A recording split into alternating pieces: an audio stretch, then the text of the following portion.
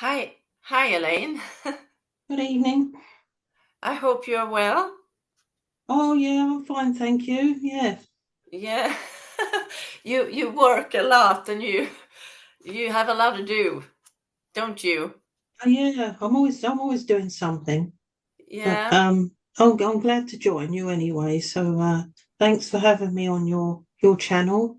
Yes, I'm very grateful for it. Um, for those who don't know who you are, I guess a lot of people know it now. But can you just explain a little, not too long, just little? Okay. Yeah. Um what I am is a trance medium. I've been doing trance for about since 2005 now. So probably about 18 years I've been doing this.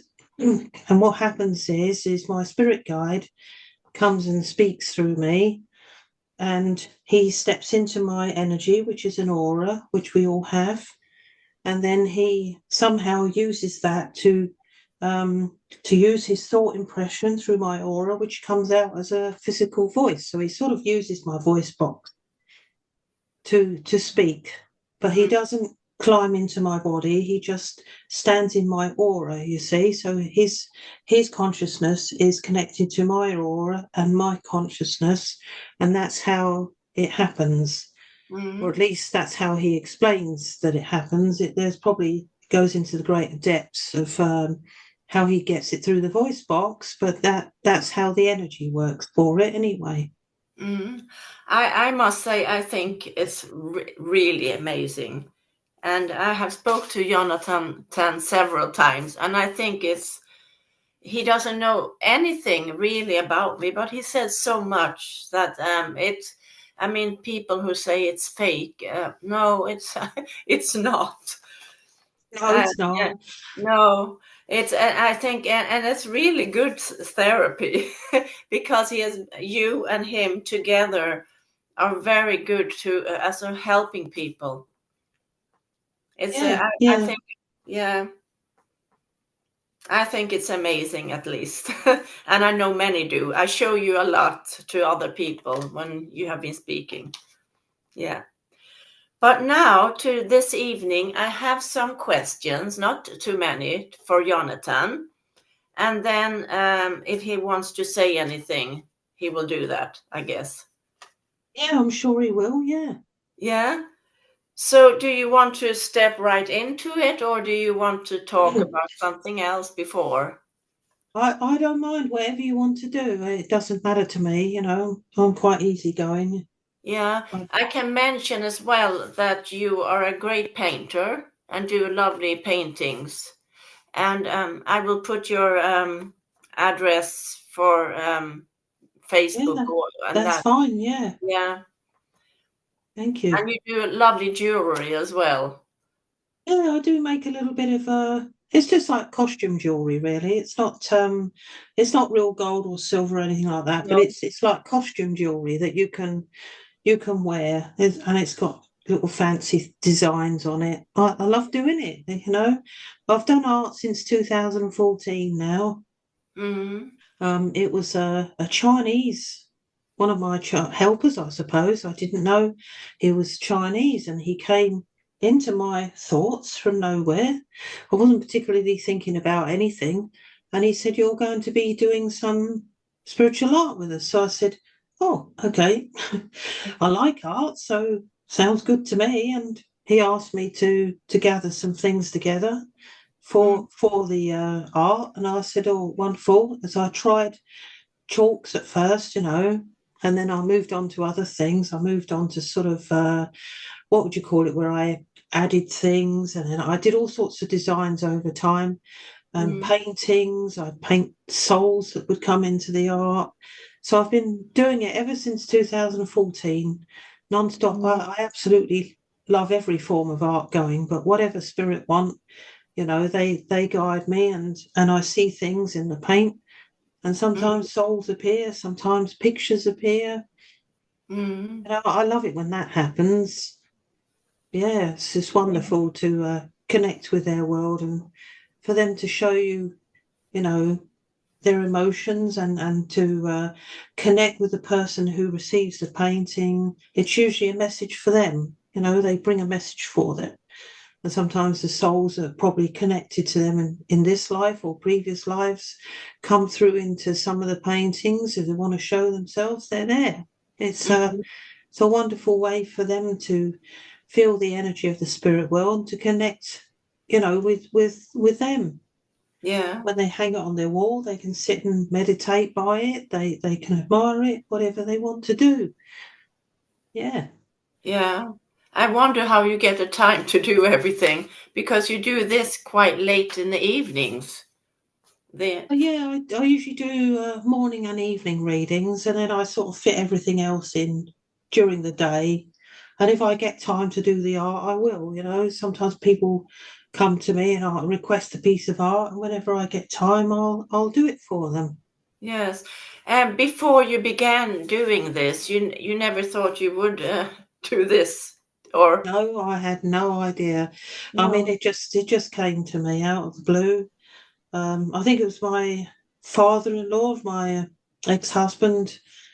I was close to him, so I wanted him to connect with me, and Mm. he didn't make any signs. So he did make a big sign in the end when I was falling off to sleep. He decided he was going to speak through me, and I'd never had that happen in my life before.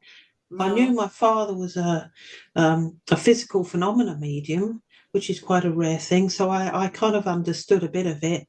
And it wasn't until I called their friend who was a trance medium. So she advised me to develop it and go to a lady that would help me. And that's where it began. I began going to the weekly groups, which I loved. I couldn't get enough of it. And, quite miss it actually. And it turns out that she started it up again, but I don't always get time to see people.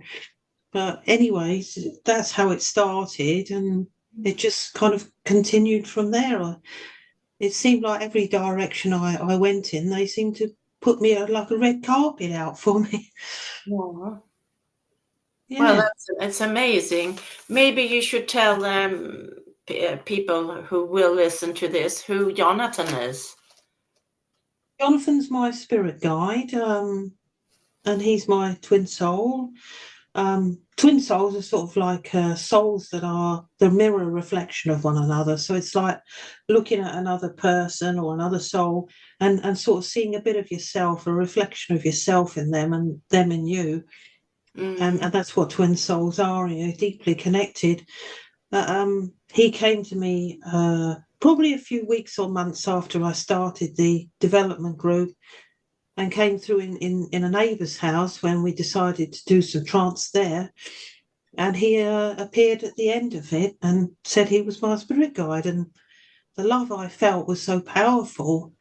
It was like a love that you don't experience in this physical world, although our love is beautiful, but their love is totally different. It lights up your whole being when you Mm. experience it. And I expect that others that listen to this would may understand that if they've had a deep connection or a profound experience with either their guide or their loved ones, they would know that the spiritual love is different from the earthly love. It's so powerful. It Mm. just it gives you great joy. So Yeah. after that, I started regularly going, as you know, and Jonathan started to learn how to speak through me.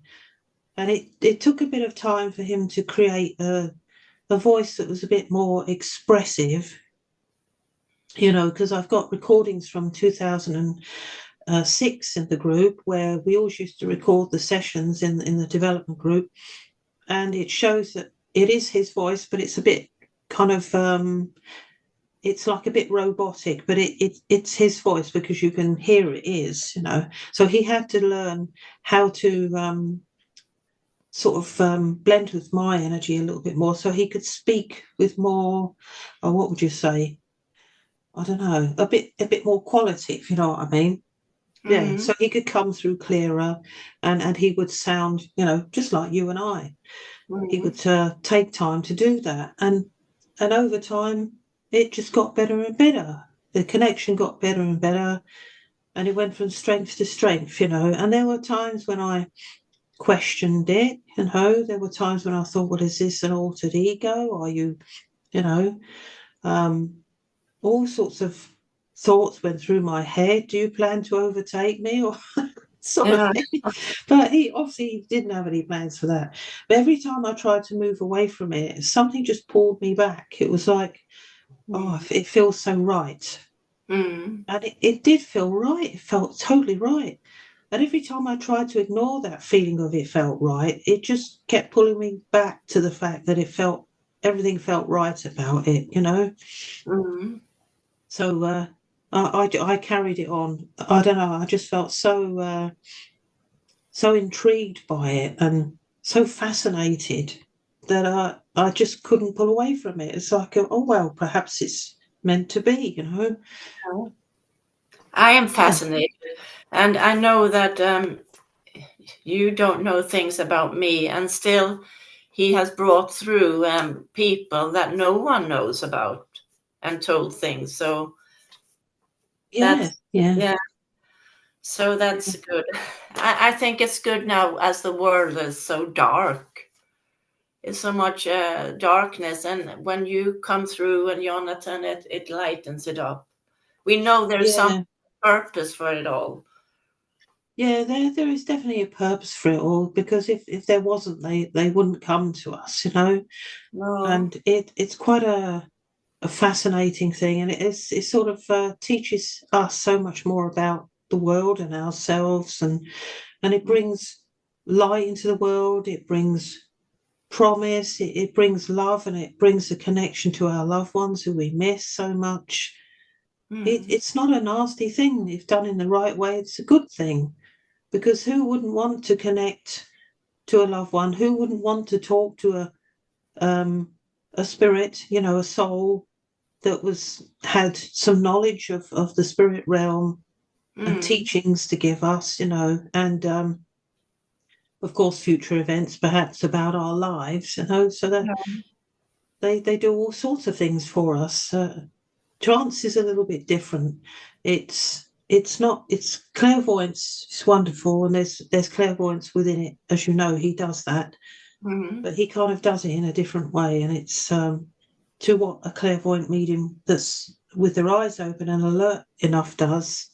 So it's kind of going a little bit deeper than just the clairvoyance, which Yeah. is wonderful. But you also get teachings with it as well, and you get to know the spirit realm more, because you're literally connecting to these discarnate beings, Mm.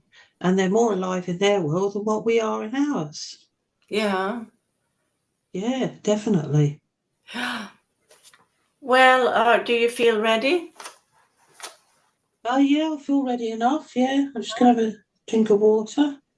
I know last time I spoke to Jonathan, he said he's trying to get you even more relaxed. And he said when he comes to that state with you, not yet, I guess, he will be able to speak Swedish. Oh, He if said he was that. to, Yes, he if said he that was to me. able to put me to sleep, but if he chooses to speak English, I probably thought he would do that. But No, maybe others would Swedish. come through and speak in the Swedish language. I wouldn't know. No. I think I'd have to be in a very deep trance, because otherwise I wouldn't want my mind to interfere with No. any of it. So if that happens, then maybe it will. I can't guarantee it, obviously, but Yeah, not tonight. I don't mean tonight, but sometime maybe.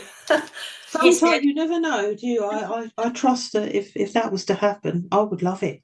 yeah. To listen back to that in Swedish language, because I haven't got a clue about Swedish language. I think the only language I learned in school was a bit of French. Yeah, well, That's it. it's quite different.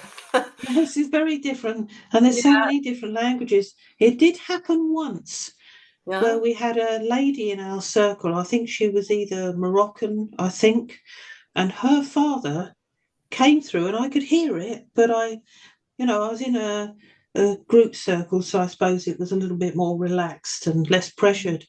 Um, And her father actually came through and had a brief conversation with her in their language, and she spoke back to him in their language. Mm. And I Yeah. thought, well, if that happens then why can't it happen with all of the others? I just couldn't make it out. But I guess that the energy was right at that time to allow it to happen, and I was probably relaxed enough for it to come. But then if you're not relaxed enough, then you're sort of like in the background thinking, oh dear, no, no, no, no, we can't go there. So I'd probably want to be quite a bit deeper before anything like that would happen again. um I'd be under less pressure, and then all of a sudden it might happen. Mm. It just works like that sometimes. I suppose he was English himself, and I'm English, and Yes. you know But still, you speak differently. Sure, that's the amazing thing. You speak like in one kind of way, and he a different kind of way.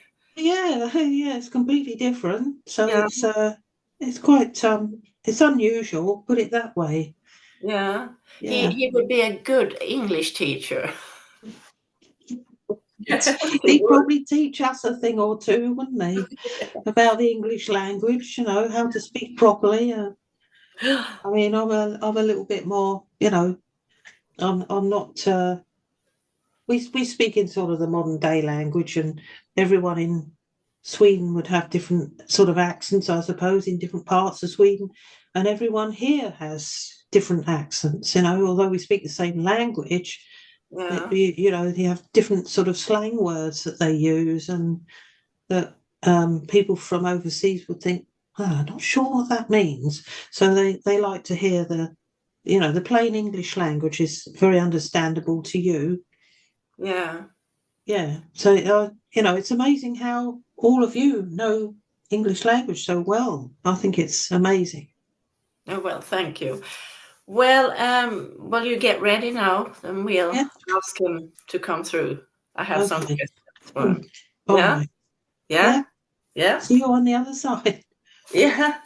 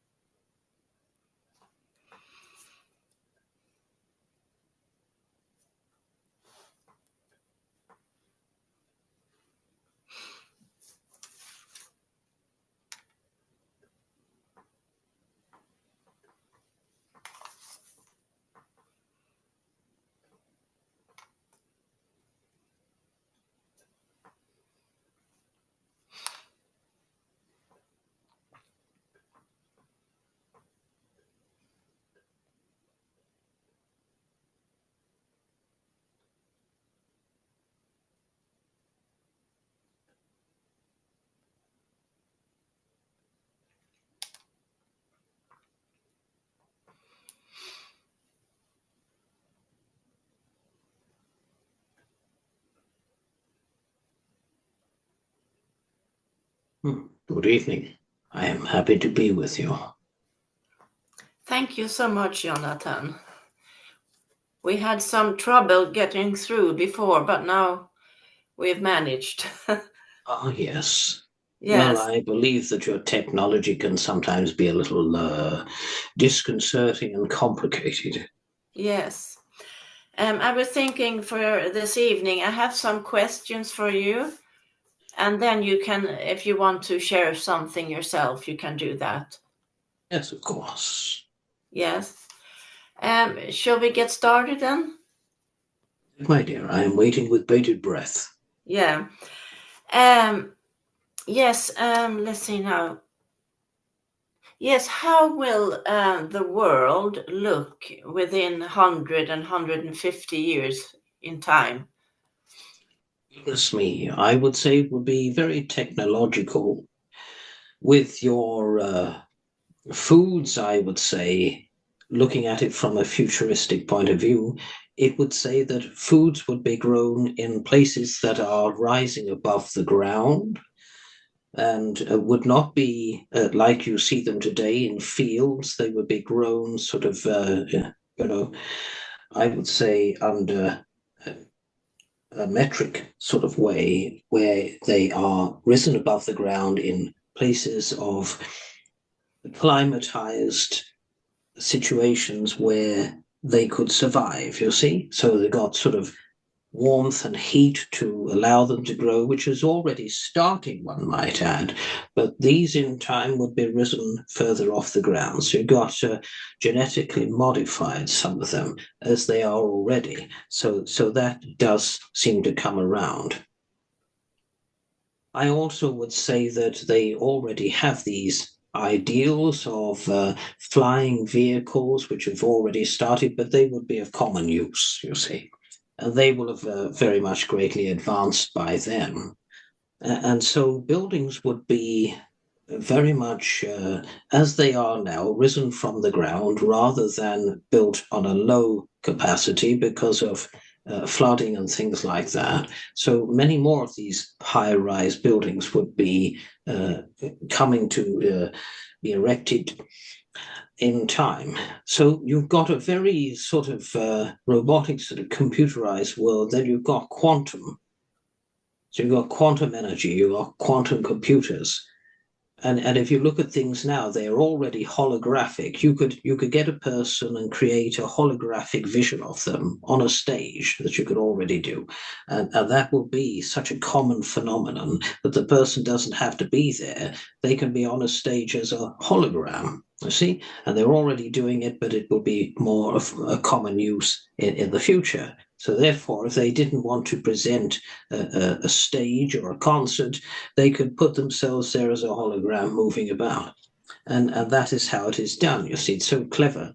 And they have more technology than what you think they have because it's just a matter of them putting it out there. But this quantum computer, these computers that you are using now will become an old time. They will be having quantum energy. So you can touch a screen now, but at time you would be having a holographic view of a computer where you could put it onto a wall, put your hand into it and type on a wall, you see, that sort of thing. And it's going to be very much technological. There won't be there won't be physical money in the world, but there would be digital money. So therefore, as you do things digitally now with your money, that would be of a permanency because there would be no currency in the way of money, physical money, but digital. So computerized money. So therefore, one sum of something could go into one account as it does already, but it will be complete. Yes.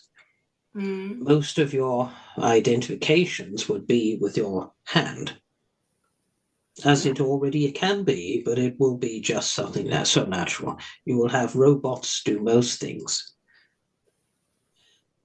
Yes. Yeah, these robots, will they be like positive? I think some people are afraid that they will take over. Yes, I do see that if positive is programmed into them, then they will be positive. But sometimes you see technological things can malfunction. But in those times, they will be built so well that, there will be a point of, can you tell the difference between a human and a robot? They advance so much into the future that robots look like humans. And they almost act like humans. Yeah. but they are machines. So they cannot have the human consciousness. They could answer something straight away and it could be programmed into it, and it would instantly say it as it does already. But things will further themselves. They will be able to run, they will be able to do all sorts of things. Just as humans move, these things will move. But will there still be like work for normal people, let's say? Well, most of your factories have robotic things already, don't they? The vehicles are made, but the human has to be there to turn them on. So therefore, the human would be needed to turn them on at the moment, but in the future, they will turn themselves on. They will activate themselves. They will be so advanced that they will have activated themselves to turn off and off, on and off at will, you see. It won't need any humans to control that anymore because things will be so advanced. I wonder why we want that. I mean, it doesn't seem very nice. You see yourself as a society. Well, we don't have to go to work to operate that piece of machinery. We can go off and do something else while they operate the machinery. And it's lesser hard work for us, but then that leaves you out of employment. I think that most people will work themselves from their own homes in the future. And things will be so technological, you'll be able to work these things from home. You do it now, but of course, in the future, you just go on a program, and therefore that you are working from home. You can control anything that your workplace is going to be from a computer. And that's already starting, but that's going to be the normal in the future. So you become a society that, in certain things you will have to go out to work because the case is if elderly or those people need looking after, they need a person to physically help them, don't they? Yes. Well, I'm going to the next question. It's about the climate. How will it be like in 150 years? Well, lands will split apart and islands will be formed as they have done over millions of years. So that, it's not so much of a new thing, but it is going to be a new thing in the sense that land will come apart and create division between certain countries. And Africa is already splitting apart. Parts of Africa have started to create a crack down the middle where the land has eroded and split apart, and then the ocean will go between it and create another country, you see. So that is how it has happened. And parts of other countries will shrink down because pieces will break away due to water erosion, floods, and also you will have the sea erode land. So it starts over years to break away, doesn't it? If it gets wet enough, then it starts to dry out and harden, become crumbly. Pieces of land will break away and create smaller pieces of land.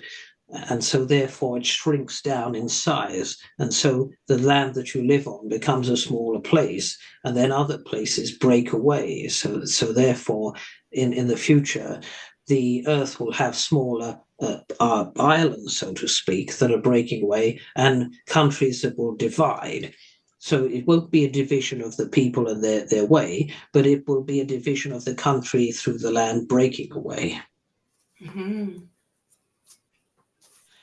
Yes. Well, yes. Now I have a question. I don't know if you can answer, but I think you can.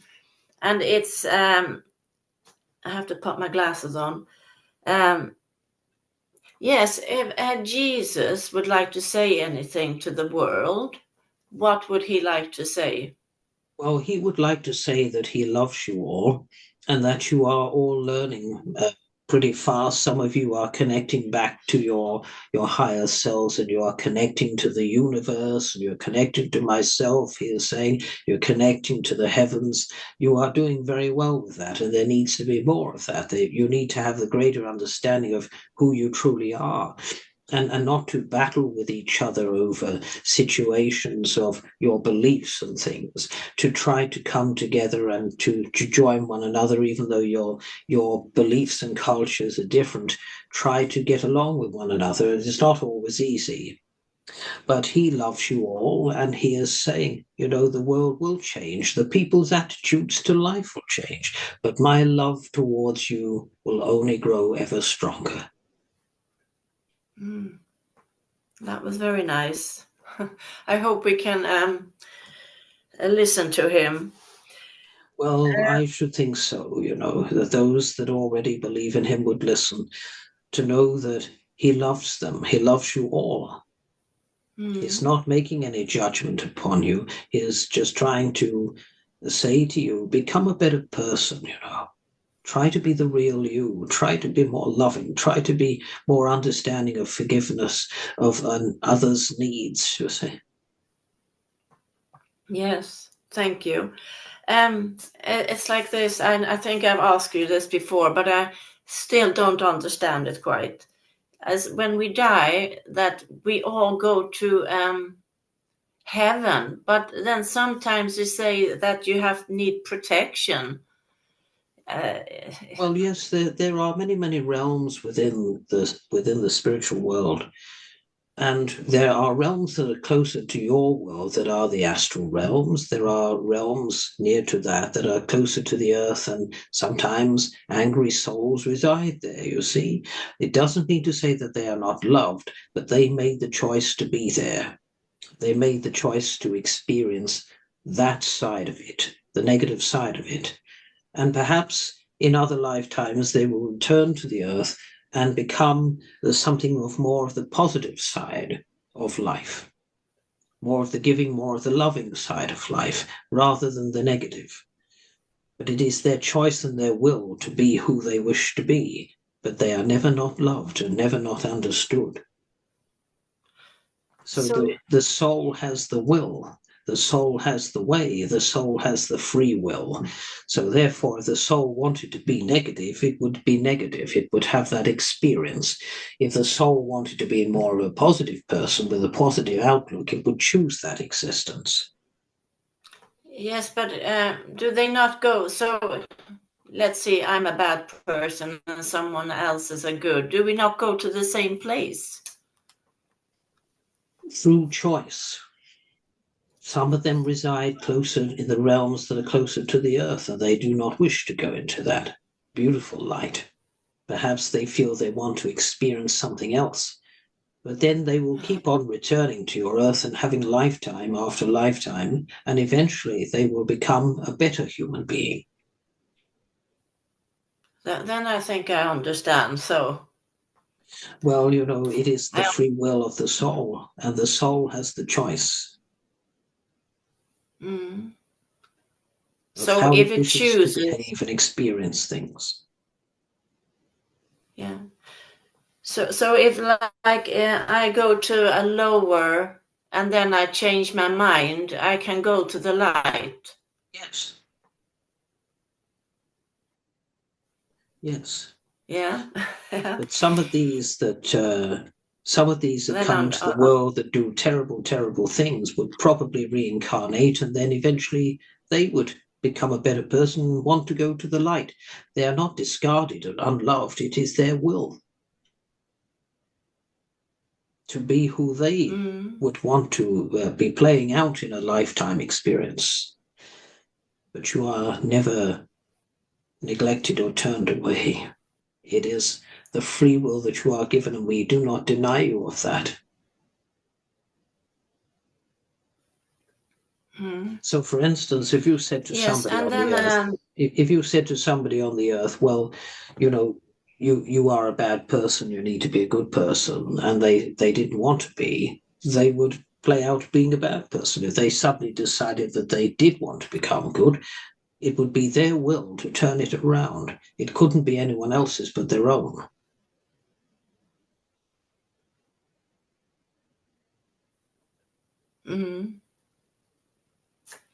Yes.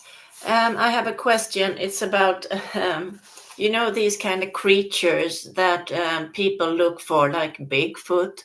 And I think there is some called the dog man. Why is it that they never can catch these? And do they exist? They do exist, yes. And of course, they talk about the Loch Ness monsters and things. They're not monsters.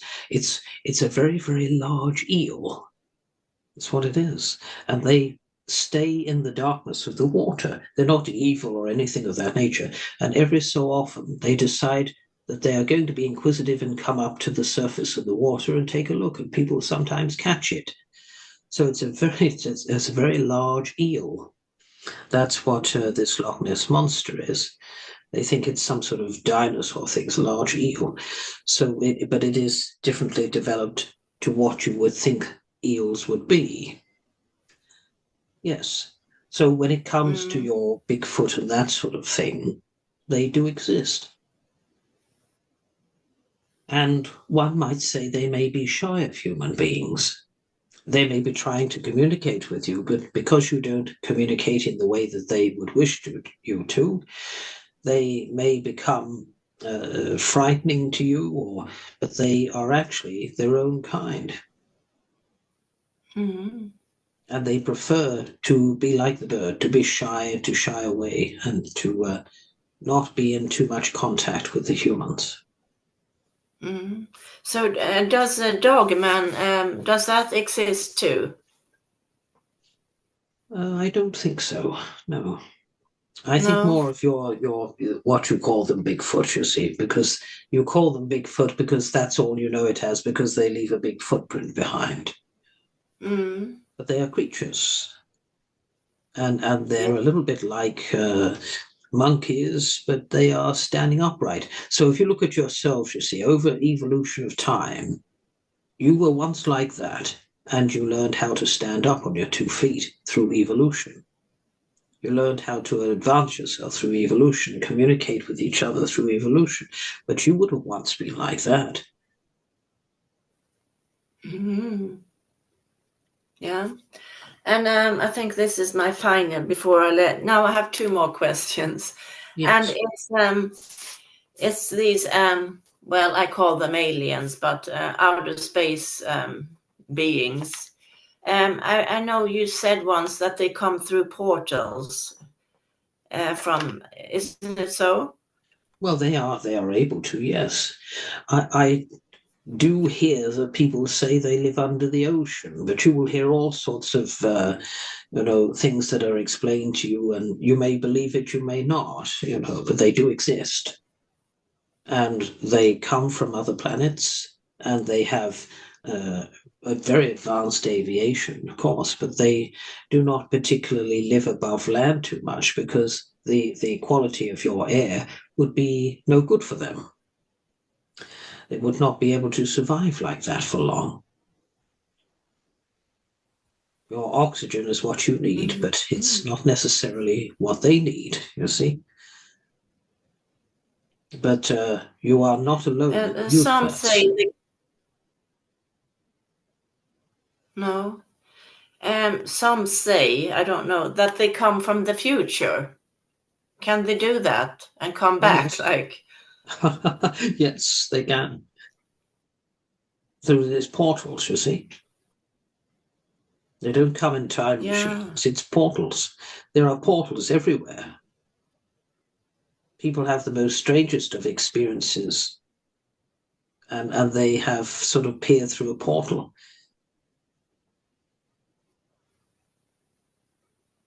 So they can come from the future. Yes, they can. So, yeah. And then I have my final question, and it's like the Bermuda Triangle. Sometimes it's like planes and boats disappear, and they can't find them. So where do they go? They go through a portal into another place, into another time. You see, if you look at a black hole within a universe, it has great, I would say, velocity. And so if something was to go through that, who's to say that you wouldn't go into another part of the universe altogether? Mm-hmm. So anything is possible. It can happen. It is of a rare occasion, one might add, but it can happen. Yes, but how did they survive there, or how? You would be surprised how they survive. They do. Yes, they're going into a different timeline, aren't they? People say, oh, goodness me, there's no such thing as time travel. Not in your machines, there aren't. And I don't think you would ever develop something like that. The time travel, the portals. You see, for instance, I will give you an example. From our world to yours, we can apport things. You see, we can dematerialize things from our world through a portal of energy into your world, and it becomes physicality. We can apport things. That usually happens with physical phenomena mediums, whereby we have a portal and we apport things through it. So therefore, as it travels through that portal, it becomes physical matter. So there are many inexplicable things that happen in your world that you probably couldn't fathom out, or you probably wouldn't believe because you don't see it as possible. But there are many things that are possible that you don't think are. Well, I believe you. That's why I ask the questions. Now, before I leave, or you leave, maybe you would like to say something or to those who will listen. Those who are listening understand that we are real and that your life has been planned by your soul, hence the reason why future things are told, hence the reason why a medium could give you something that was going to happen, and then it comes true. Well, that means that it is absolute reality that everything that you do in this life is all preconceived. You see, so that is how it is. It's all synchronicity. Absolute synchronicity. It's like taking a photograph, isn't it? You preconceive the idea of taking a photograph, then the photograph is taken, then you have the photograph to look back at.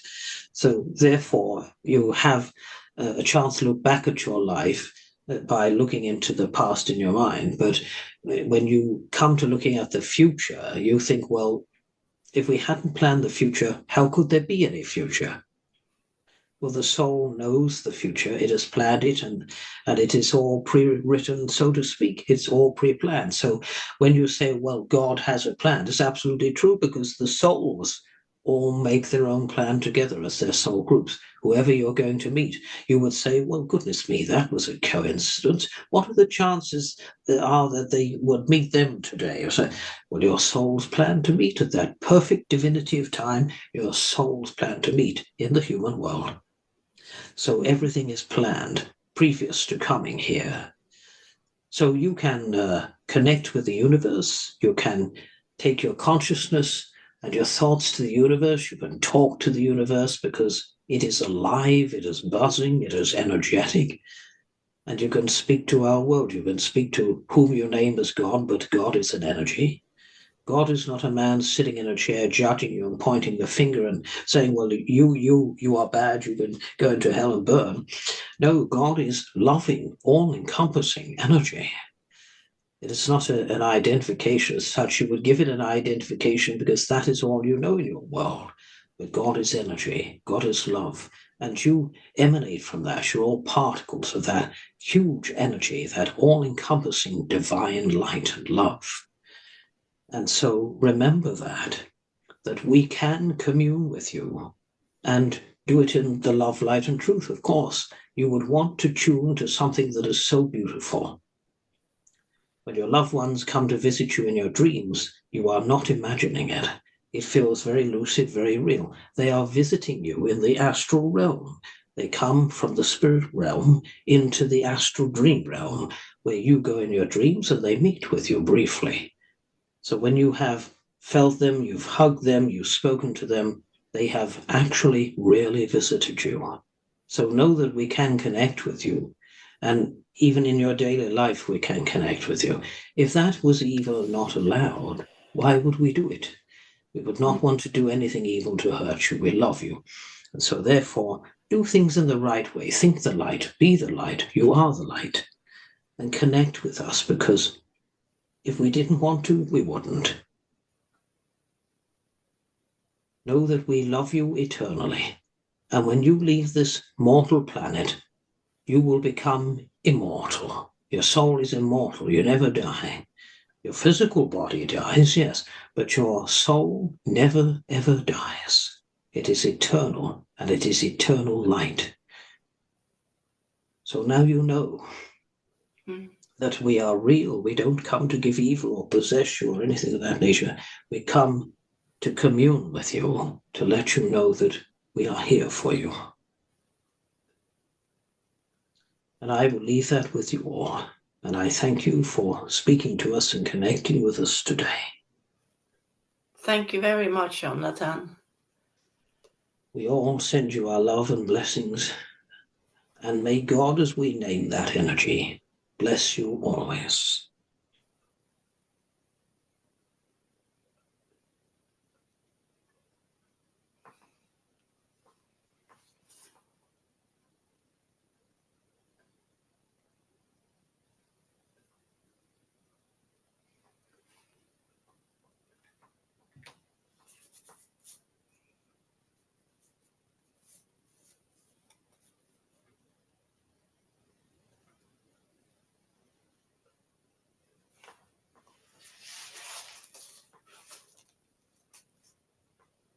Welcome back. Thank you. Did you hear anything? Yeah, I can hear. I can hear what's going on. I don't know what he's going to say or or when he's going to say it, but I just have to let go and trust. I sort of feel as if I'm sandwiched in the middle, and his energy's all around me, you know. So that's how it feels, and it feels as if when he speaks, it feels as like his voice is lower down and my voice is higher up when I speak. So it feels like he's coming from here and inside my chest. But I must admit, the other night I felt a bit sort of drowsy, you know, and when I heard him speak, it seemed quite separate from me. More so, I must have gone deeper. I don't know, but his voice sounded like it was up here somewhere. It was like he was speaking above my head a bit. That was quite a strange experience. It's happened a couple of times, but very rare. But it happens. Yeah. And perhaps I go deeper then, I don't know. I'm not sure. What did you say? Perhaps I go deeper into trance when that Yeah, maybe happens, you so. know? Yeah. Yeah, it was so weird, so strange. Yes, well, we made it at last, Elaine. Yeah. I'll stop the recording, shall I? Yeah, and thank you for coming. Oh, yes, thanks for having me on, and maybe you can talk again sometime. Yes, we'll do that in the future. Okay, I'll Yeah. speak to you soon. Yeah, yes, we'll do that.